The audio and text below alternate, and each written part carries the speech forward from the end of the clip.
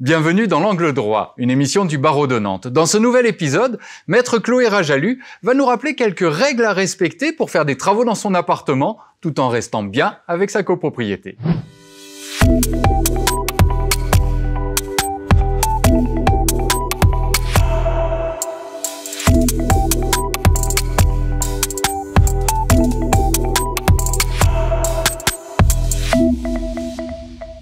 Quand on veut faire des travaux dans son appartement qui est dans une copropriété, le principe c'est qu'on fait ce qu'on veut.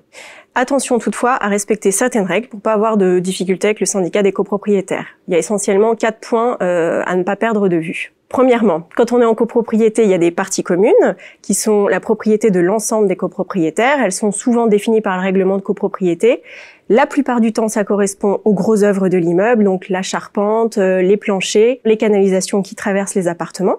Si vos travaux à l'intérieur de chez vous peuvent affecter ces parties communes, de la même manière que si vos travaux affectent l'aspect extérieur de la copropriété, comme par exemple un climatiseur en façade, vous devez obtenir l'accord de la copropriété. Pour ça, vous devez demander au syndic de mettre à l'ordre du jour de l'Assemblée générale votre demande de travaux avec un dossier le plus fourni possible pour permettre à la copropriété de se prononcer. Seuls les syndicats des copropriétaires, c'est-à-dire l'ensemble des copropriétaires réunis en Assemblée générale, peuvent vous donner cet accord. Le syndic, lui tout seul, ne peut pas vous donner son accord, il n'est que le mandataire du syndicat des copropriétaires.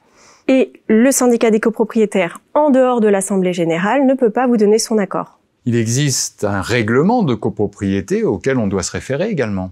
Effectivement, regardez s'il y a des stipulations particulières dans votre règlement de copropriété, par exemple qui imposerait un code couleur pour le changement des portes palières vues de l'extérieur. La destination des locaux, on en parle ? Pour faire simple, est-ce que votre immeuble est destiné à l'habitation, au commerce, est-ce qu'il a une nature mixte?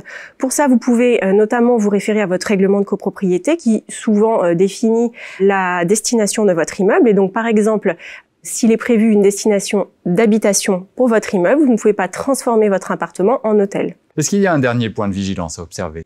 Vous devez respecter les droits des autres copropriétaires. Par exemple, si vous changez le revêtement de sol chez vous, veillez à ne pas dégrader significativement l'isolation acoustique de votre appartement. Est-ce qu'il y a d'autres points, d'autres autorisations à obtenir ? Du point de vue de la copropriété, mais cela ne vous dispense pas de demander des autorisations auprès de la mairie de votre domicile, notamment pour un changement de fenêtre par exemple. Il y a 4 points essentiels à retenir. Premièrement, si vos travaux affectent les parties communes de l'immeuble ou l'aspect extérieur de l'immeuble, vous devez obtenir l'accord de la copropriété. Par ailleurs, vous devez respecter la destination de l'immeuble, les stipulations particulières du règlement de copropriété et le droit des autres copropriétaires.